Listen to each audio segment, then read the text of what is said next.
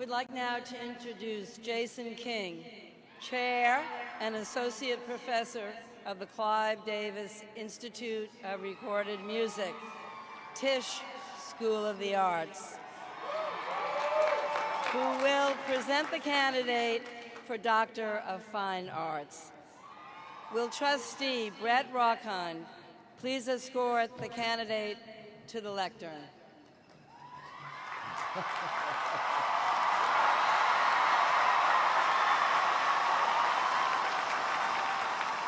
Taylor Swift, blazing singer-songwriter, producer, director, actress, pioneering and influential advocate for artists' rights, and philanthropist, you have brought joy and resolve to your hundreds of millions of fans throughout the world. One of the best-selling music artists in history, you have crossed genres, demographics, age groups, and borders of all kinds to touch lives around the globe. With 9 original studio albums, 2 re-recorded studio albums, 5 extended plays, 3 live albums, and 14 compilations, you have sold well over 100 million album units, earning awards and honors in every category. You have used the remarkable platform you earned to galvanize support for the Equality Act, to prevent discrimination on the basis of sexual orientation and gender identity.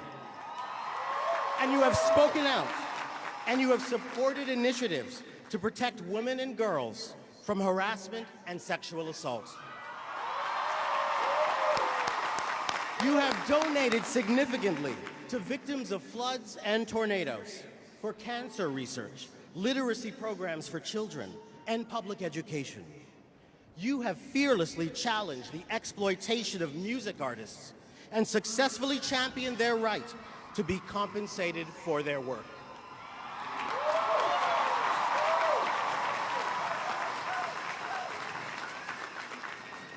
Taylor Swift.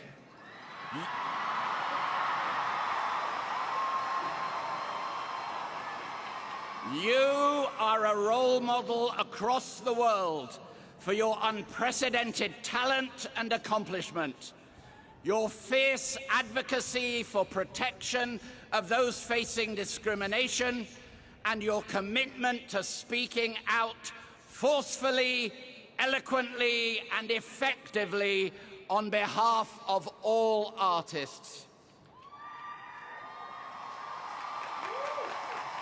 By virtue of the authority vested in me, I am pleased to confer upon you the degree of Doctor of Fine Arts, honoris causa.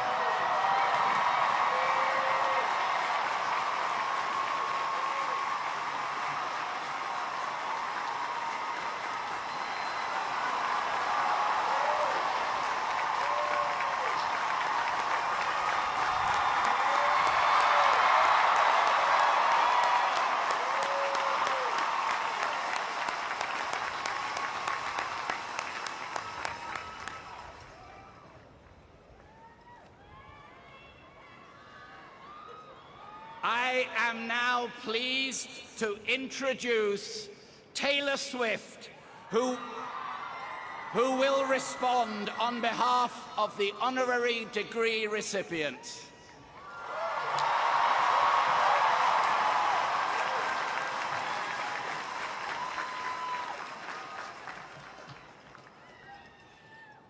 Hi, I'm Taylor.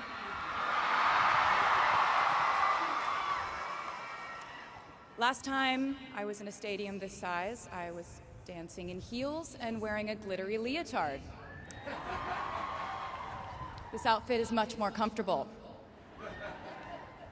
I would like to say a huge thank you to NYU's Chairman of the Board of Trustees, Bill Berkeley, and all the trustees and members of the board, NYU's President Andrew Hamilton, Provost Catherine Fleming, and the faculty and alumni here today, who have made this day possible. I feel so proud to share this day with my fellow honorees, Susan Hockfield and Felix Matos Rodriguez, who humble me with the ways they improve our world with their work.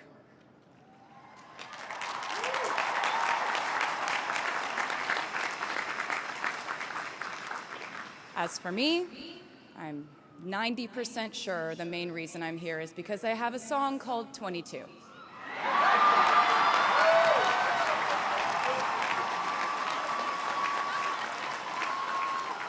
And let me just say, I am elated to be here with you today as we celebrate and graduate New York University's class of 2022.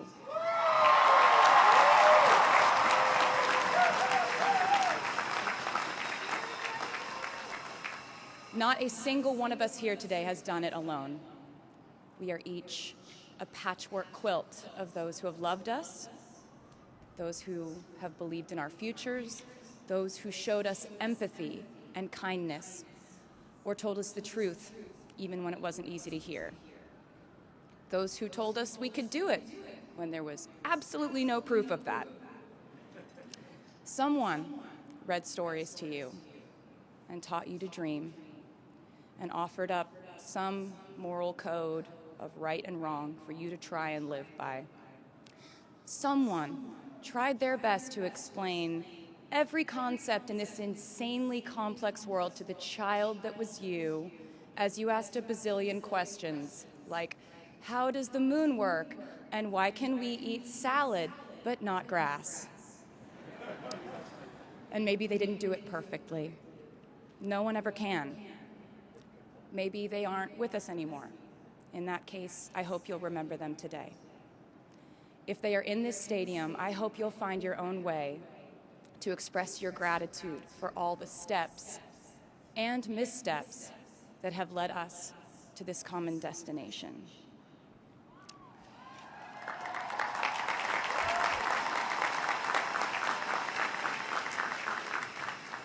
I know that words are supposed to be my thing, but I will never be able to find the words to thank my mom and dad, my brother Austin, for the sacrifices they made every day so I could go from singing in coffee houses to standing up here with you all today, because no words would ever be enough.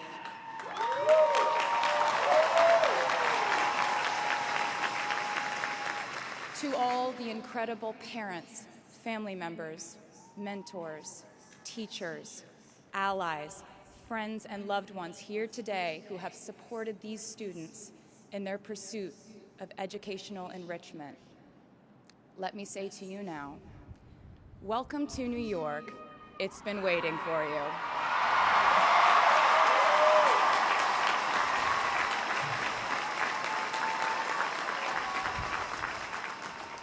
I'd like to thank NYU for making me, technically, on paper at least, a doctor.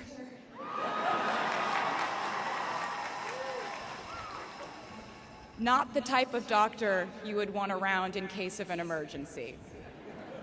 Unless your specific emergency was that you desperately needed to hear a song with a catchy hook and an intensely cathartic bridge section.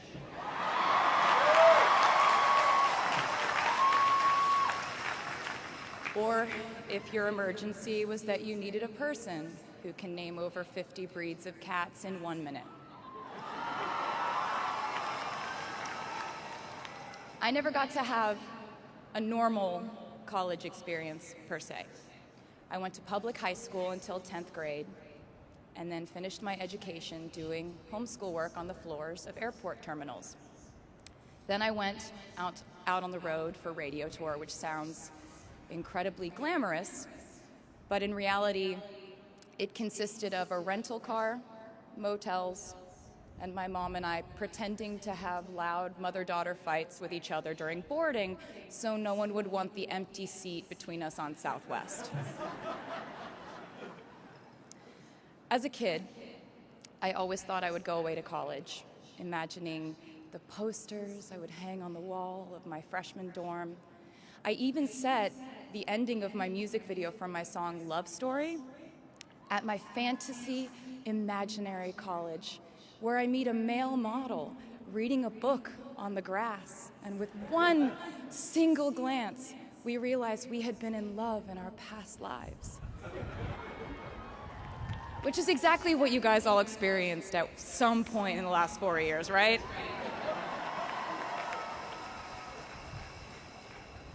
But I really can't complain about not having a normal college experience to you, because you went to NYU during a global pandemic, being essentially locked into your dorms and having to do classes over Zoom. Everyone in college during normal times stresses about test scores. But on top of that, you also had to pass like 1,000 COVID tests. I imagine the idea of a normal college experience was all you wanted too. But in this case, you and I both learned that you don't always get all the things in the bag that you selected from the menu in the delivery service that is life. You get what you get. And as I would like to say to you wholeheartedly, you should be very proud of what you've done with it. Today, you leave New York University and then go out into the world searching what's next. And so will I.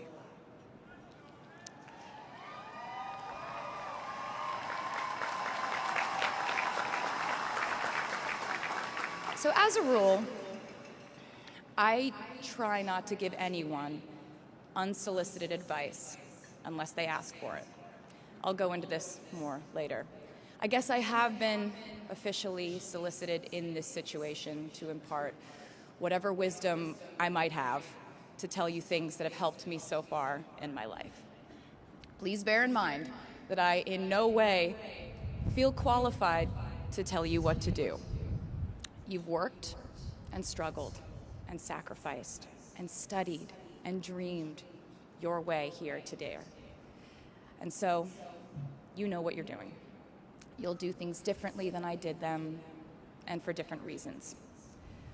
So I won't tell you what to do, because no one likes that.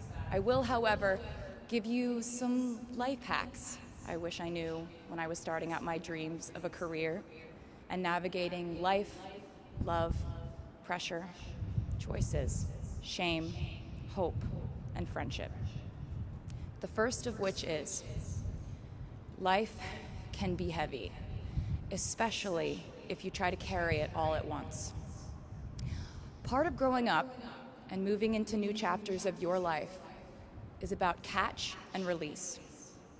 What I mean by that is knowing what things to keep and what things to release. You can't carry all things, all grudges, all updates on your ex, all enviable promotions your school bully got at the hedge fund his uncle started. Decide what is yours to hold and let the rest go. Oftentimes, the good things in your life are lighter anyway, so there's more room for them. One toxic relationship can outweigh so many wonderful, simple joys. You get to pick what your life has time and room for. Be discerning. Secondly, learn to live alongside cringe. No matter how hard you try to avoid being cringe, you will look back on your life and cringe retrospectively.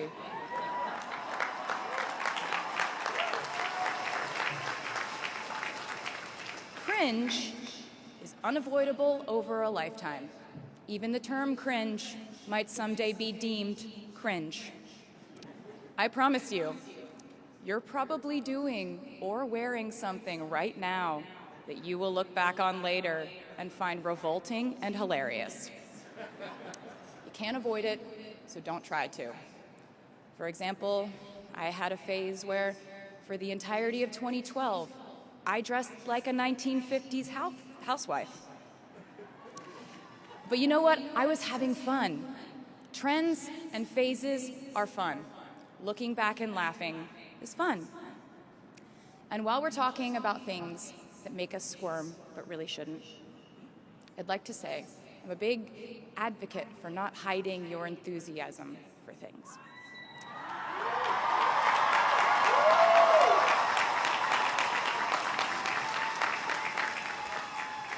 It seems to me that there is a false stigma around eagerness in our culture of unbothered ambivalence. This outlook perpetuates the idea that it's not cool to want it, that people who don't try are fundamentally more chic than people who do. And I wouldn't know because I've been a lot of things, but I've never been an expert on chic, but I'm the one who's up here, so you have to listen to me when I say this. Never be ashamed of trying. Effortlessness is a myth. The people who wanted it the least were the ones I wanted to date and be friends with in high school. The people who want it the most are the people I now hire to work for my company.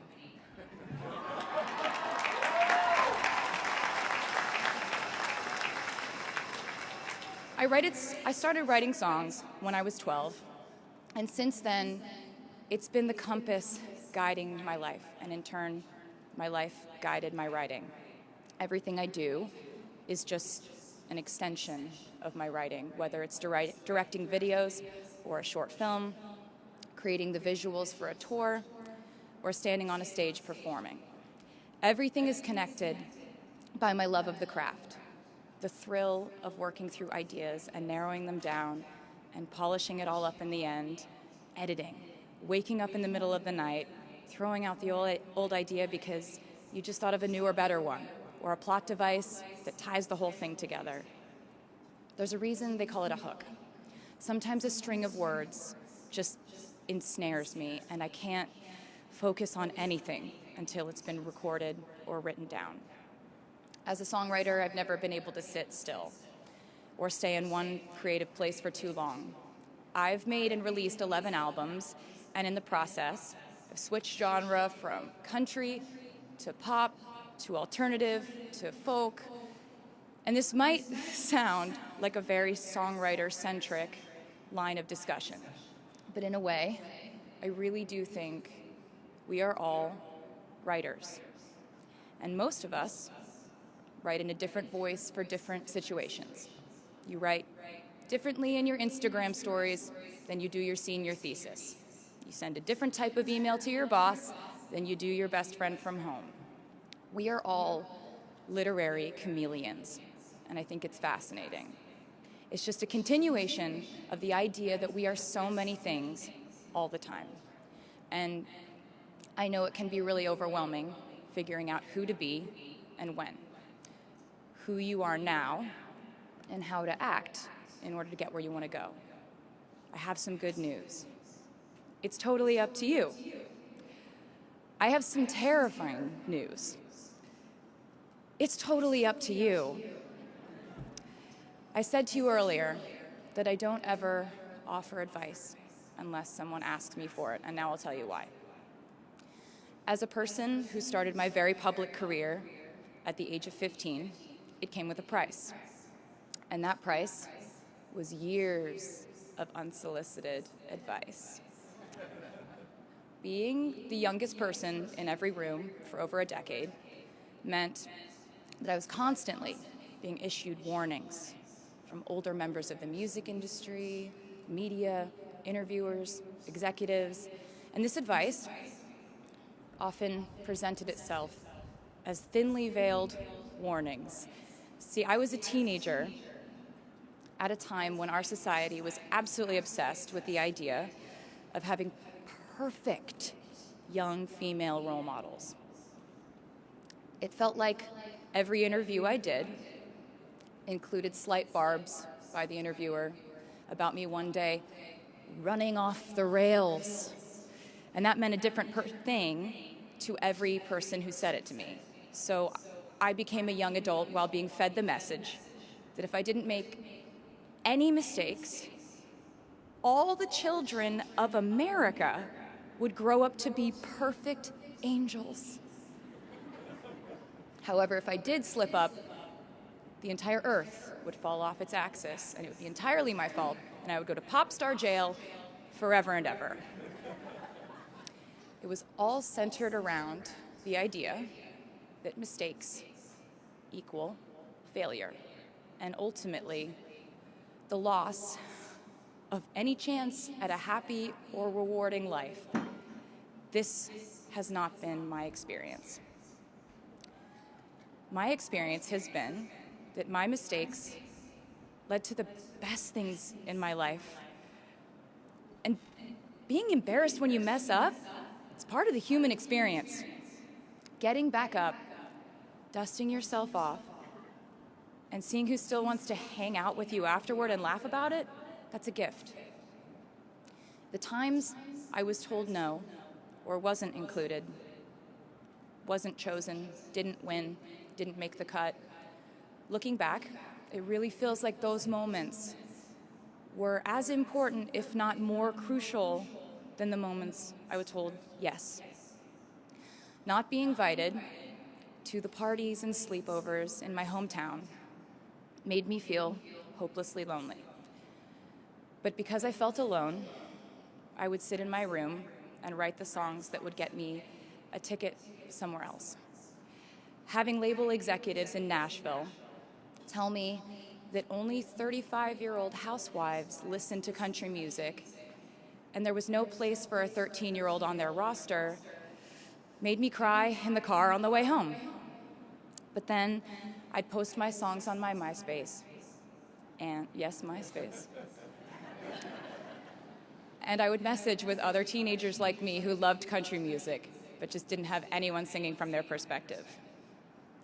Having journalists write in-depth, oftentimes critical pieces about who they perceived me to be made me feel like I was living in some weird simulation. But it also made me look inward to learn about who I actually am. Having the world treat my love life like a spectator sport in which I lose every single game was not a great way to date in my teens and 20s. But it taught me to protect my private life fiercely.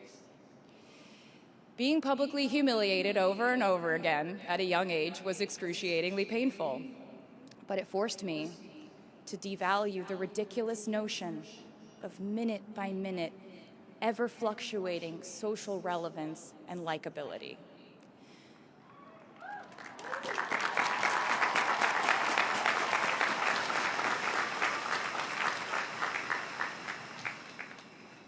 Getting canceled on the internet and nearly losing my career gave me an excellent knowledge of all the types of wine.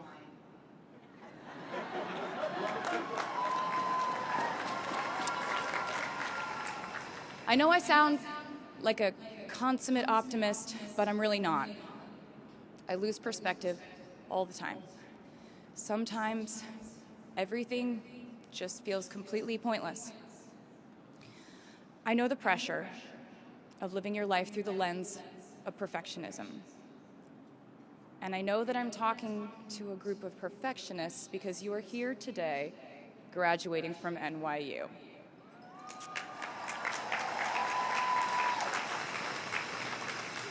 So this might be hard for you to hear. In your life, you will inevitably misspeak, trust the wrong person, underreact, overreact, hurt the people who didn't deserve it, overthink, not think at all, self-sabotage, create a reality where only your experience exists, ruin perfectly good moments for yourself and others, deny any wrongdoing, not take the steps to make it right, feel very guilty, let the guilt eat at you, hit rock bottom, finally address the pain you caused, try to do better next time, rinse, repeat.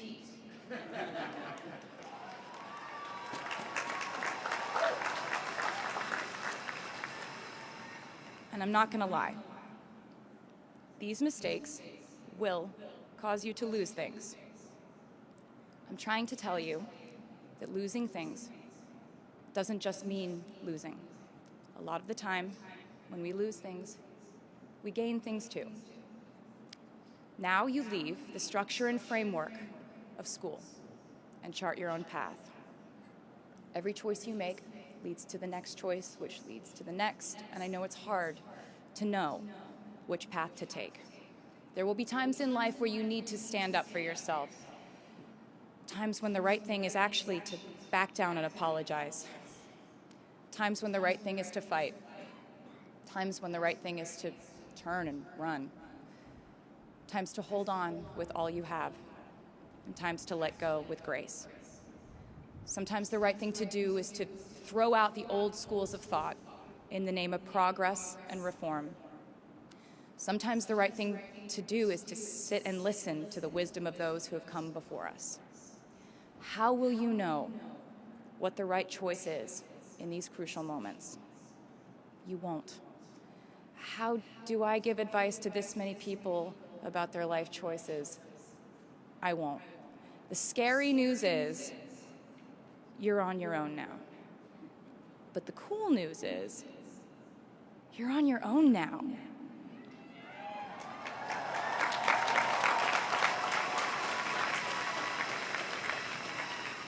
I leave you with this. We are led by our gut instincts, our intuition, our desires and fears, our scars and our dreams. And you will screw it up sometimes. So will I. And when I do, you will most likely read about it on the internet. Anyway, hard things will happen to us. We will recover. We will learn from it. We will grow more resilient because of it. And as long as we are fortunate enough to be breathing, we will breathe in, breathe through, breathe deep, and breathe out. And I am a doctor now, so I know how breathing works. I hope you know how proud I am to share this day with you. We're doing this together, so let's just keep dancing like we're the class of 22.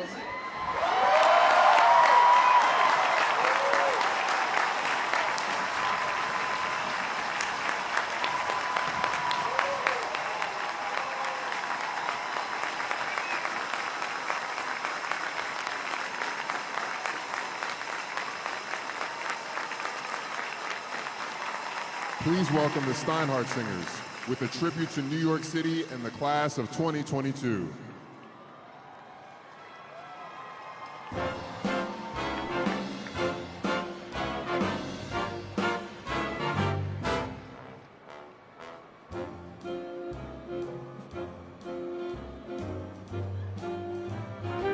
Start spreading the news. I'm leaving today.